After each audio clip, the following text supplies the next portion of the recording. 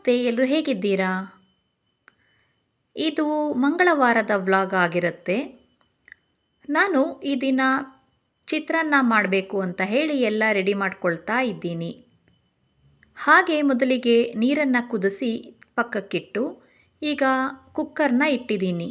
ಚಿತ್ರಾನ್ನ ಮಾಡಬೇಕಂದ್ರೆ ಅನ್ನ ಮಾಡ್ಕೊಳ್ಬೇಕಲ್ವಾ, ಅದರಿಂದ. ಅರಿಶಿಣದ ಪುಡಿ ಖಾಲಿಯಾಗಿತ್ತು, ಅದನ್ನು ಸಹ ಫಿಲ್ ಮಾಡ್ಕೊಳ್ತಾ ಇದ್ದೀನಿ. ಹಾಗೆ ನೋಡಿ, ನಾನು ಆ ಬಾಟಲ್ನ ನನ್ನ ಬೆರಳಿನಲ್ಲಿ ಟಚ್ ಮಾಡಿ ಅದನ್ನು ಬೀಳಿಸಿ ಸ್ವಲ್ಪ ಅರಿಶಿಣದ ಪುಡಿನೂ ಸಹ ಕೆಳಗಡೆ ಬೀಳುತ್ತೆ. ನಾನು ಆ ಕಡೆ ವಿಡಿಯೋ ಕಾಣ್ತಾ ಇಲ್ಲ ಅನಿಸುತ್ತೆ ಅಂತ ಹೇಳಿ ಸ್ವಲ್ಪ ಈ ಕಡೆಗೆ ಬಂದೆ. ಈ ಕಡೆಗೆ ಬಂದಾಗ ಬೆರಳು ಟಚ್ ಆಗಿ ಬಾಟಲ್ ಸಹ ಬೀಳ್ತು.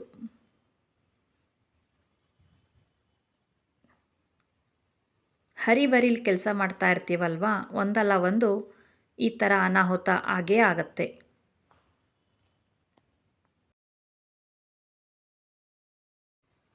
ನೋಡಿ ಎಷ್ಟೊಂದು ಚೆಲ್ಬಿಟ್ಟಿದೆ ಅಂತ. ನಾನೇನು ಇದನ್ನು ವೇಸ್ಟ್ ಮಾಡೋದಿಲ್ಲ, ಮುಖಕ್ಕೆ ಅಥವಾ ಕೈಗೆಲ್ಲ ಹಚ್ಕೊಳ್ಬಹುದಲ್ವಾ, ಅದಕ್ಕೆ ಅಂತ ಎತ್ತಿಡ್ತಾ ಇದ್ದೀನಿ.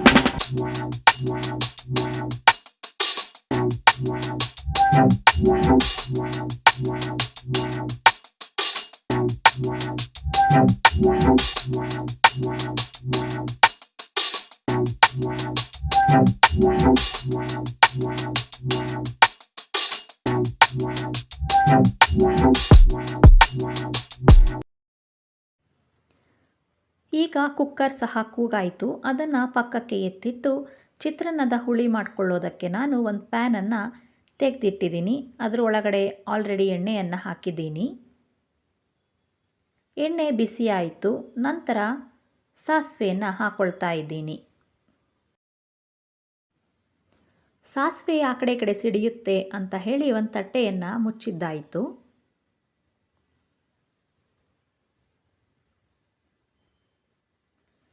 ಈಗ ಯಾಕೆ ಸ್ವಿಚ್ ಆಫ್ ಮಾಡಿದೆ ಸ್ಟವನ್ನು ಅಂತ ಹೇಳಿದ್ರೆ, ಕಸದವ್ರು ಬಂದಿದ್ದರು, ಅವ್ರಿಗೆ ಕಸ ಹಾಕಿ ಬರೋಣ ಅಂತ ಹೇಳಿ ಸ್ವಿಚ್ ಆಫ್ ಮಾಡಿ ಆ ಕಡೆ ಹೋದೆ. ಕಸ ಹಾಕಿ ಬಂದ ಮೇಲೆ ಮತ್ತೆ ಶುರು ಮಾಡ್ಕೊಳ್ತಾ ಇದ್ದೀನಿ ತಿಂಡಿ ಮಾಡೋದಕ್ಕೆ. ಈಗ ನಾನು ಹಸಿಮೆಣಸಿನ್ಕಾಯನ್ನು 1, 2, 3 ಕಟ್ ಮಾಡಿದ್ದೆ, ಅದನ್ನು ಹಾಕ್ಕೊಳ್ತಾ ಇದ್ದೀನಿ.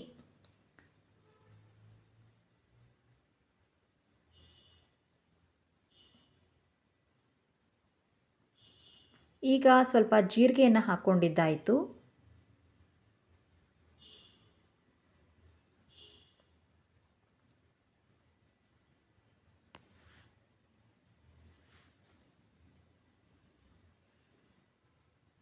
ಈಗ ನಮಗೆ ಎಷ್ಟು ಬೇಕು ಅಷ್ಟು ಕಡಲೆ ಬೀಜವನ್ನು ಹಾಕ್ಕೊಳ್ತಾ ಇದ್ದೀನಿ.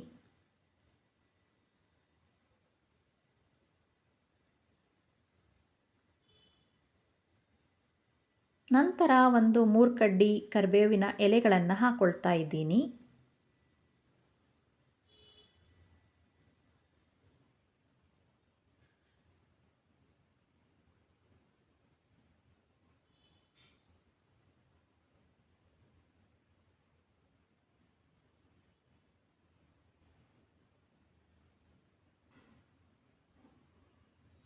ಏನಾದರೂ ಈ ಥರ ಒಗ್ಗರಣೆ ಮಾಡುವಾಗ ಒಂದು ತಟ್ಟೆಯನ್ನು ಮುಚ್ಚಿಟ್ರೆ ಆ ಕಡೆ ಈ ಕಡೆ ಸಿಡಿಯೋದು ಸ್ವಲ್ಪ ಕಡಿಮೆ ಆಗುತ್ತೆ. ನಿಮಗೆ ಕ್ಲೀನಿಂಗಿಗೆ ಈಸಿ ಆಗುತ್ತೆ. ಒಗ್ಗರಣೆ ಮಾಡಿರೋದೆಲ್ಲ ಆರಿದ ಮೇಲೆ ಸ್ವಲ್ಪ ಉಪ್ಪು, ನಿಂಬೆ ಹುಳಿ ಮತ್ತು ಕಾಯಿ ತುರಿ ಎಲ್ಲವನ್ನು ಹಾಕಿ ಮಿಶ್ರಣ ಮಾಡಿ ಚಿತ್ರಾನ್ನವನ್ನು ರೆಡಿ ಮಾಡಿದೆ.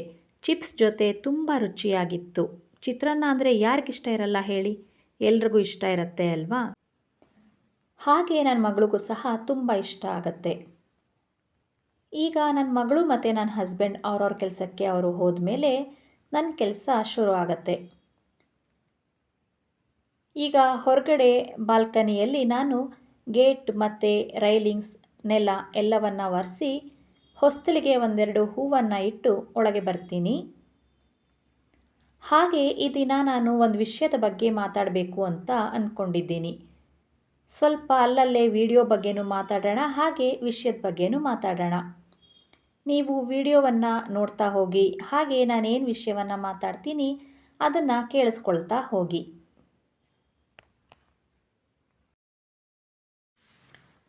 ಅದು ಯಾವ ವಿಷಯ ಅಂತ ಯೋಚನೆ ಮಾಡ್ತಾ ಇದ್ದೀರಾ?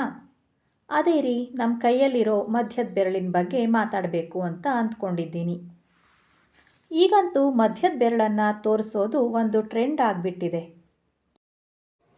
ಎಲ್ಲ ಹುಡುಗ ಹುಡುಗಿಯರಂತೂ ಮಧ್ಯದ ಬೆರಳನ್ನು ತೋರಿಸ್ತಾ ಫೋಟೋಗೆ ಪೋಸ್ ಕೊಡ್ತಾ ಇರ್ತಾರೆ.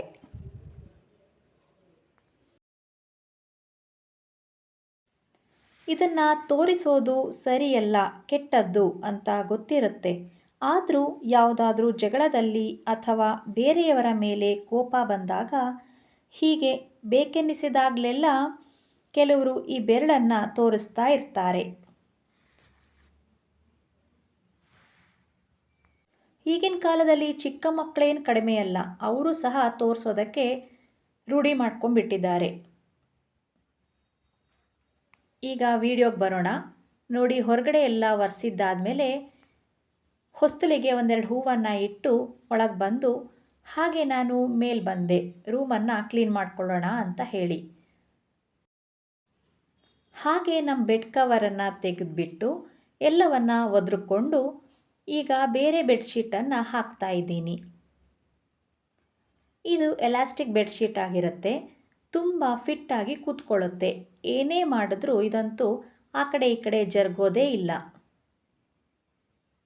ಈಗ ಪಿಲ್ಲೋಗಳಿಗೂ ಸಹ ಅದರದೇ ಆದ ಪಿಲ್ಲೋ ಕವರ್ಗಳನ್ನು ಹಾಕಿ ರಗ್ಗನ್ನು ಸಹ ಕ್ಲೀನಾಗಿ ಮಡಚಿಟ್ಟಾಯಿತು. ನೋಡಿ, ಚೆನ್ನಾಗಿ ಕಾಣಿಸ್ತಾ ಇದೆ ಅಲ್ವಾ. ಹಾಗೆ ಈ ಕಡೆ ಸಿಟೌಟ್ಗೆ ಬಂದರೆ ಗಿಡಗಳನ್ನು ಹಾಕಿದ್ದೀನಿ. ಎಲ್ಲ ಗಿಡಗಳಲ್ಲೂ ಒಂದೊಂದು ಎರಡೆರಡು ಒಣಗಿದ ಎಲೆಗಳಿದ್ವು. ಅದನ್ನೆಲ್ಲ ತೆಗೆದು ಹಾಕಿ ಎಲ್ಲವನ್ನ ನೋಡ್ತಾ ಇದ್ದೀನಿ.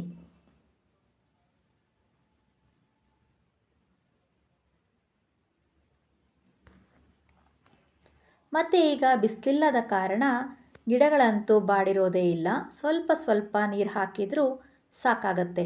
ಈಗ ಮಳೆ ಬರ್ತಾ ಇದೆ ಅಲ್ವಾ, ಅದರಿಂದ ಗಿಡಗಳಿಗೆ ಸ್ವಲ್ಪ ಸ್ವಲ್ಪ ನೀರು ಮಾತ್ರ ಸಾಕಾಗತ್ತೆ.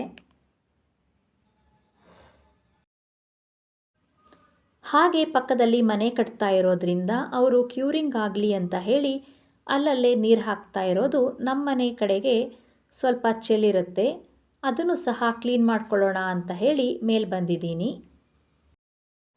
ರೋಸ್ ಗಿಡದಲ್ಲಿ ಒಂದೆರಡು ಹೂ ಬಿಟ್ಟಿದೆ, ಅದನ್ನು ನೋಡ್ತಾ ಇದ್ದೀನಿ. ಕಲರ್ ಅಂತೂ ತುಂಬ ಚೆನ್ನಾಗಿದೆ, ಒಂಥರ ಆರೆಂಜ್ ಕಲರ್ ಇದೆ.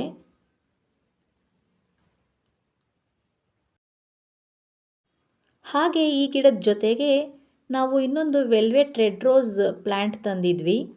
ಅದು ಸ್ವಲ್ಪ ಗೊಬ್ಬರ ಜಾಸ್ತಿಯಾಗಿ ಒಣಗಿ ಹೋಗಿ ಹೊರಟೇ ಹೋಯಿತು. ಅದರಲ್ಲಂತೂ ಹೂಗಳು ತುಂಬ ತುಂಬ ಬಿಡ್ತಾ ಇದ್ವು, ನೋಡೋದಕ್ಕಂತೂ ತುಂಬ ಚೆನ್ನಾಗಿ ಕಾಣಿಸ್ತಾ ಇತ್ತು. ಈಗ ಎಲ್ಲ ಗಿಡಗಳಿಗೂ ಸ್ವಲ್ಪ ಸ್ವಲ್ಪ ಮಾತ್ರ ನೀರು ಹಾಕ್ತಾ ಇದ್ದೀನಿ.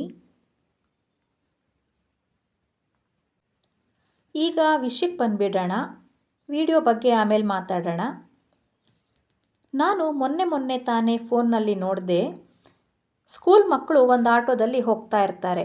ಅವರನ್ನು ಯಾರೋ ವಿಡಿಯೋ ಮಾಡ್ತಾ ಇರ್ತಾರೆ. ಹಿಂದೆ ಯಾರಾದರೂ ವೆಹಿಕಲಲ್ಲಿ ಬರ್ತಾ ಇರ್ತಾರಲ್ವ, ಅವರು ವಿಡಿಯೋ ಮಾಡ್ತಾ ಇರ್ತಾರೆ. ಅಷ್ಟೊಂದು ಸ್ಕೂಲ್ ಮಕ್ಕಳಲ್ಲಿ ಒಬ್ಬ ಹುಡುಗ ಮಾತ್ರ ಮಧ್ಯದ ಬೆರಳನ್ನು ತೋರಿಸ್ಬಿಟ್ಟು ಅವನ ಪ್ರೈವೇಟ್ ಜಾಗವನ್ನೂ ಸಹ ತೋರಿಸ್ತಾ ತುಂಬ ನಗ್ತಾ ಇರ್ತಾನೆ. ಅವರು ಎಷ್ಟು ಚಿಕ್ಕ ಮಕ್ಕಳಿದ್ರು ಅಂದರೆ ಒಂದು 3rd 4th ಸ್ಟ್ಯಾಂಡರ್ಡ್ ಇರಬಹುದು. ಅಷ್ಟು ಚಿಕ್ಕ ಏಜ್ನಲ್ಲೂ ಸಹ ಆ ಬೆರಳನ್ನು ತೋರಿಸಿ ಆ ಥರ ವಿಚಿತ್ರವಾಗಿ ನಗ್ತಾ ಇರ್ತಾರೆ. ಅಂದರೆ ದೊಡ್ಡವರು ಆ ಬೆರಳನ್ನು ತೋರಿಸ್ಬಾರ್ದು, ಅದೆಲ್ಲ ಕೆಟ್ಟದ್ದು ಅಂತ ಮನೆಯಲ್ಲಿ ಹೇಳಿಕೊಟ್ಟೇ ಇಲ್ವಾ ಅಥವಾ ದೊಡ್ಡವ್ರಿಗೆ ಗೊತ್ತೂ ಇಲ್ವಾ ಅಂತ ನನಗಂತೂ ಗೊತ್ತಿಲ್ಲ. ಅವನು ಸಹ ಯಾಕೆ ಹಾಗೆ ಮಾಡಿದ್ದ ಅಂತಲೂ ನನಗೆ ಗೊತ್ತಿಲ್ಲ. ಯಾರಾದರೂ ವಿಡಿಯೋ ಅಥವಾ ಫೋಟೋ ತೆಗಿತಾ ಇರಬೇಕಾದ್ರೆ ಮುಂದೆ ಇರೋರು ಒಳ್ಳೆ ರೀತಿಯಲ್ಲಿ ನಿಂತ್ಕೊಳ್ಬೇಕು. ಆದರೆ ಈಗಿನ ಕಾಲದ ಹುಡುಗರಂತೂ ಈ ಥರ ಮಧ್ಯದ ಬೆರಳನ್ನು ತೋರಿಸ್ಕೊಂಡು ವಿಚಿತ್ರವಾಗಿ ನಿಂತಿರ್ತಾರೆ. ಈಗ ಸ್ವಲ್ಪ ದಿನದ ಹಿಂದೆ ಉಪೇಂದ್ರ ಅವರ ಮಗಳು ಮತ್ತು ಮಗ ನಿಂತಿದ್ದ ಫೋಟೋದಲ್ಲಿ ಉಪೇಂದ್ರ ಅವರ ಮಗನೂ ಸಹ ಮಧ್ಯದ ಬೆರಳನ್ನು ತೋರಿಸ್ತಾ ಇದ್ದ. ಎಲ್ಲವನ್ನ ತಿಳಿದಿರುವವರ ಮಕ್ಕಳೇ ಹೀಗೆ ಆದರೆ ಇನ್ನು ಸಾಮಾನ್ಯ ಜನರ ಮಕ್ಕಳು ಇನ್ನೇ ಹೆಂಗಿರ್ತಾರೆ ಅಲ್ವಾ? ಈಗಿನ ಕಾಲದ ಮಕ್ಕಳಂತೂ ಆ ದೇವ್ರಿಗೆ ಪ್ರೀತಿ. ಈಗ ವಿಡಿಯೋಗೆ ಬರೋಣ. ಸ್ವಲ್ಪ ಬಟ್ಟೆ ಒಗೆದಿದ್ದು ಇತ್ತು, ಅದನ್ನೆಲ್ಲ ಒಣಗಿ ಹಾಕಿ ಮುಂಚೆ ಒಗೆದಿದ್ದ ಬಟ್ಟೆಗಳನ್ನೆಲ್ಲ ಮಡಚ್ತಾ ಇದ್ದೀನಿ. ಎಲ್ಲವೂ ಸಹ ನಾನು ಮಡಚಿ ಒಣಗಿ ಹಾಕಿರ್ತೀನಲ್ವಾ, ಅದನ್ನು ಸರಿ ಮಾಡಿ ಒಂದೊಂದಾಗಿ ಮಡಚಿ ಇಡ್ತಾ ಇದ್ದೀನಿ. ಈಗ ವಿಷಯಕ್ಕೆ ಬರೋದಾದರೆ, ನನ್ನ ತಂಗಿ ಮಗಳು ರಿಯಾ ಅಂತ, ಅವಳು UKG ಓದ್ತಾ ಇರಬೇಕಾದ್ರೆ, ಈಗ ಅವಳು 1st ಗ್ರೇಡು, ಅವಳು UKG ಓದ್ತಾ ಇರಬೇಕಾದ್ರೆ ನನಗೆ ಹೇಳಿದ್ಲು, ದೀಪಮ್ಮ ನಮ್ಮ ಕ್ಲಾಸ್ನಲ್ಲೂ ಸಹ ಒಂದು ಹುಡುಗ ಈ ಬೆರಳನ್ನು ತೋರಿಸ್ತಾ ಇರ್ತಾನೆ ಅಂತ. ನಾನು ಕೇಳಿದೆ, ಚಿನ್ನು ಯಾಕೆ ಈ ಬೆರಳು ತೋರಿಸ್ಬಾರ್ದು, ಅದರಲ್ಲೇನಿದೆ ಅಂತ. ಆಗ ಅವಳು ಹೇಳಿದ್ಲು, ಅದನ್ನು ತೋರಿಸಿದ್ರೆ ಕೆಟ್ಟದ್ದು, ಅದಕ್ಕೆ ತೋರಿಸ್ಬಾರ್ದು ಅಂತ ಹೇಳಿದ್ಲು. ಮನೆಯಲ್ಲಿ ಯಾವುದು ಕೆಟ್ಟದ್ದು ಯಾವುದು ಒಳ್ಳೆಯದು ಅಂತ ಹೇಳ್ಕೊಡ್ಬೇಕು ಅಲ್ವಾ? ದೊಡ್ಡವರೇ ಸರಿ ಇಲ್ಲದಿದ್ದಾಗ ಮಕ್ಕಳಾದರೂ ಏನು ಮಾಡ್ತಾರೆ ಹೇಳಿ? ಹಾಗೆ ನೀವು ಸಹ ಮಕ್ಕಳಿಗೆ ಹೇಳ್ಕೊಡಿ, ಯಾವುದು ಒಳ್ಳೆಯದು ಯಾವುದು ಕೆಟ್ಟದ್ದು ಅಂತ. ಈಗಿನ ಮಕ್ಕಳಂತೂ ಕೆಟ್ಟದ್ರ ಬಗ್ಗೆನೇ ಹೆಚ್ಚು ಇಂಟ್ರೆಸ್ಟ್ ತೋರಿಸ್ತಾ ಇರೋದು. ಎಲ್ಲ ಮಕ್ಕಳು ಸಹ ಒಳ್ಳೆ ಬುದ್ಧಿಯನ್ನು ಕಲಿತ್ಕೊಂಡು ಸತ್ಪ್ರಜೆಯಾಗಿ ಚೆನ್ನಾಗಿ ಬಾಳಲಿ ಬದುಕಲಿ ಎಂದು ಆಶಿಸ್ತಾ ಈ ವಿಷಯದ ಬಗ್ಗೆ ಮಾತನ್ನು ಮುಗಿಸ್ತಾ ಇದ್ದೀನಿ.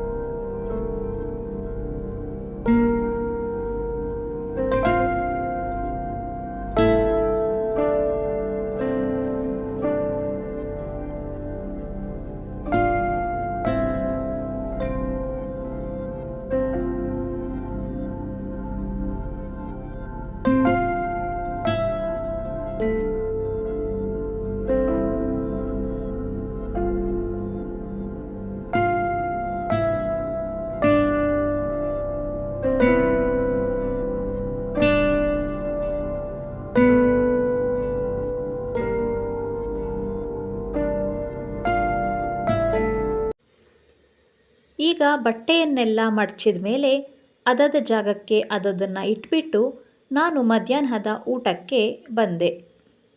ಮಧ್ಯಾಹ್ನದ ಊಟಕ್ಕೆ ಚಪಾತಿ ಮತ್ತು ಚಿಕನ್ ಗ್ರೇವಿ, 1-2 ಚಿಕನ್ ಚಾಪ್ಸ್ ಹಾಕ್ಕೊಂಡು ಊಟವನ್ನು ಮುಗಿಸ್ದೆ. ಈ ವಿಡಿಯೋ ಇಷ್ಟವಾದಲ್ಲಿ ದಯವಿಟ್ಟು ಶೇರ್ ಮಾಡಿ, ಲೈಕ್ ಮಾಡಿ, ಹಾಗೆ ನಮಗೆ ಸಪೋರ್ಟ್ ಮಾಡಿ. ಧನ್ಯವಾದಗಳು. ಮತ್ತೆ ಸಿಗೋಣ.